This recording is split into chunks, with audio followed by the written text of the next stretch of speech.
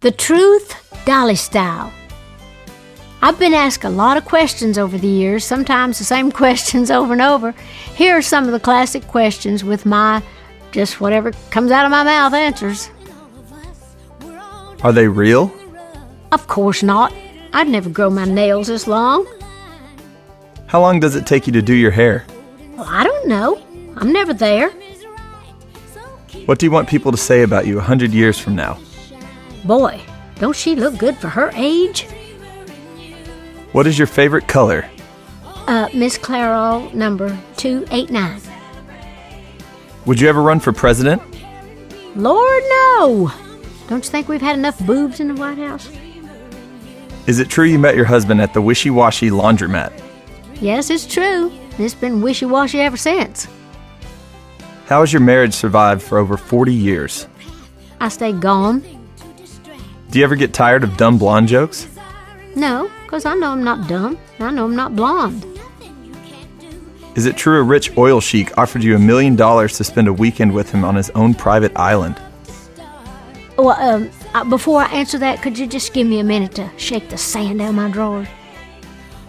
How do you play so many instruments with those long nails? Pretty good, if I do say so myself. You're one of 12 children. You must be Catholic. No, we aren't Catholic, just a bunch of horny hillbillies. You know, my family was big on the 3 R's, reading, writing, and reproduction. If you could have starred in any movie, which one would you have been in? Silence of the Lambs, where Anthony Hopkins played Hannibal Lecter, that creepy old man that ate everybody. We could have called it Dinner at Hooters. I'm sure you have man after man approach you. How do you handle temptation? I don't. A plastic surgeon was quoted in the tabloids as saying you'd had plastic surgery. Is it true? No, I was born with my eyebrows on top of my head. Is it hard to stay in touch with your roots? No, I haven't touched up every 2 weeks. How does it feel to be Dr. Dolly? Ooh, I love being Dr. Dolly. One thing's for sure, when people call me Double D now, it has a whole new meaning. Do you have a stimulus package? Ask my husband. What is the worst thing your husband has ever said to you? I do. Do you suffer from PMS? Does that stand for pretty miserable stuff? The director of Steel Magnolia's biggest fear was that all of us women would have PMS at the same time. How tall are you? 5'1", but with heels I'm 6'2". Were you ever involved in the women's liberation movement in the 1970s? Yes, as a matter of fact, I burned my bra. Took the Nashville Fire Department 3 days to put out the fire. Some say it's still burning. Have you ever cheated on your husband? Yeah, once, when we was playing Monopoly. Did I get out of that one? If you could change anything about yourself, what would it be? Oh, it'd be these shoes are killing me. Will there ever be a Best Little Whorehouse 2? Oh, there'll always be a whorehouse somewhere, but I won't always be in it. Have you ever had a voice lesson? Good Lord, no. Why in the world would anybody want to teach somebody to sound like this? How do you look without your hair and makeup? Like hammered snot. What is your best physical feature?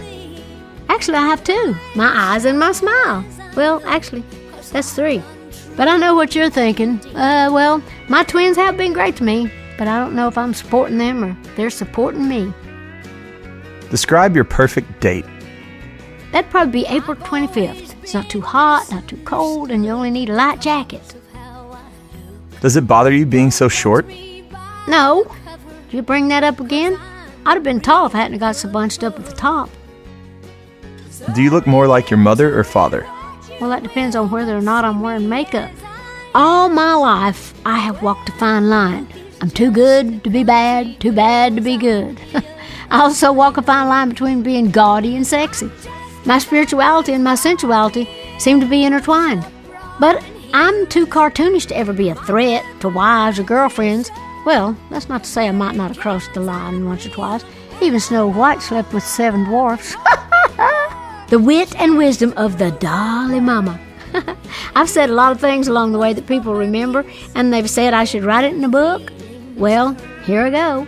These are some of my favorites.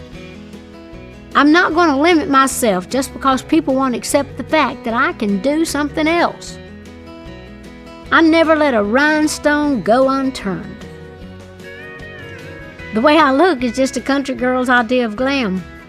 You'd be surprised how much it costs to make a person look this cheap. It's a good thing I was born a girl, otherwise I'd have been a drag queen. Mama had 12 kids. She had one on her and one in her for as long as I can remember. But we always kept our mama on a pedestal. Well, we kind of had to. That's about the only way we could keep Daddy away from her. I can just see two big mountains growing up out of my grave and people going around on mule rides to look at them. We'll donate the money to the foundation. Well, I'll take a sandwich and a shake over a joint and a jug anytime. My feet are small for the same reason my waist is small. Things don't grow in the shade. I think of country radio like a great lover. You were great to me, you bought me lots of nice things, and then you dumped my ass for younger women. I have no taste and no style, and nobody cares. I love it.